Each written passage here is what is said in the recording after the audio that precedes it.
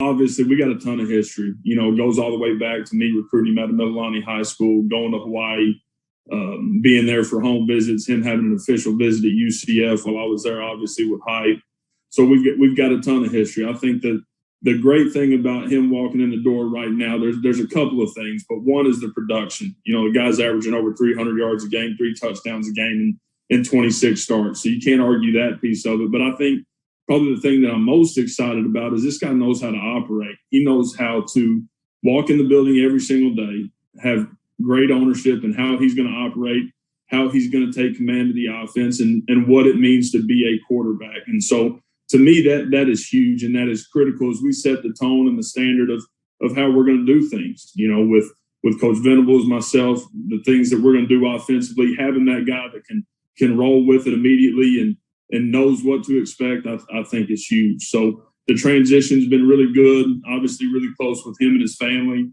He's got an incredible family. They'll be around a ton, and they're wearing OU gear right now over on the island, so it's a good thing. It's incredibly important. I think the thing that I've seen from a growth standpoint with Dillon is just like everything else, right? He's lived it. He's got that much more experience since I left him back 2 years ago, and so his production was really good in 20. Obviously, he had the collarbone deal last year, but the things that I saw were him just being able to extend and create a little more. When he was a young guy, he wanted to be in the pocket. He wanted to throw from the pocket. That's what he knew best, so he was getting the ball out of the hand. I think what you saw from him his true sophomore year is you saw him create a little more. You saw him extend a little more.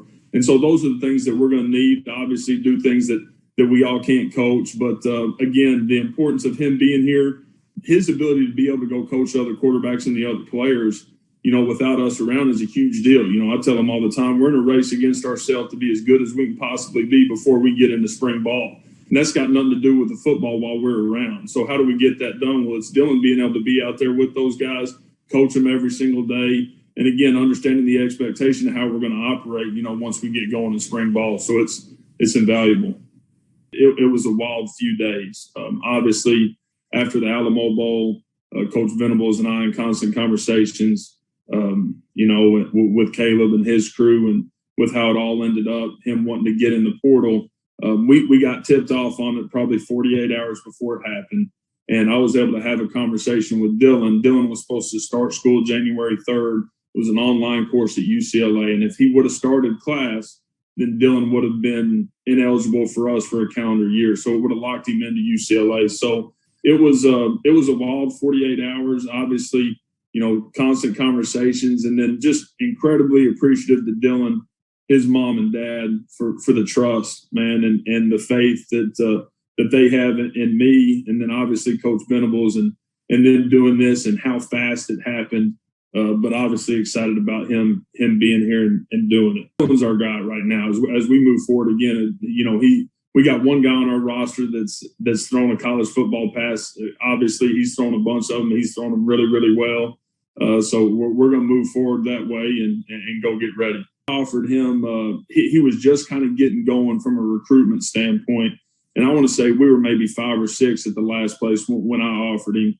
And so had been very, very high on Nick for a long time. All right. So then get here.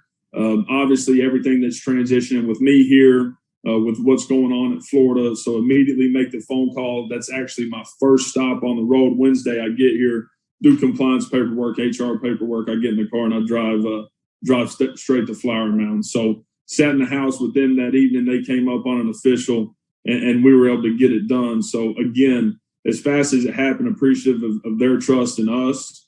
But man, this guy's going to be a special player. He's got a special skill set. He's really good between the ears. And he cares. He's passionate about being a good football player. He's passionate about being a good person.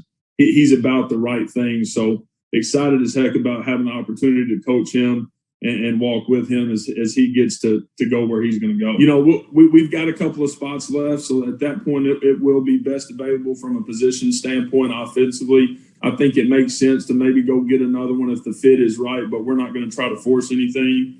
The portal piece of it, it's hard, but I still think, when you bet on yourself and you understand that you're going to get coached and developed, you're going to have genuine relationships and you're going to have the opportunity to compete for national championships. And we're at a place that's a little different than a lot of others. I think when it comes down to it, we're able to continue to build some stability inside our room. I think guys will feel that, and we'll be in a really good place building that room in the future. For more information, you can visit TULSAworld.com.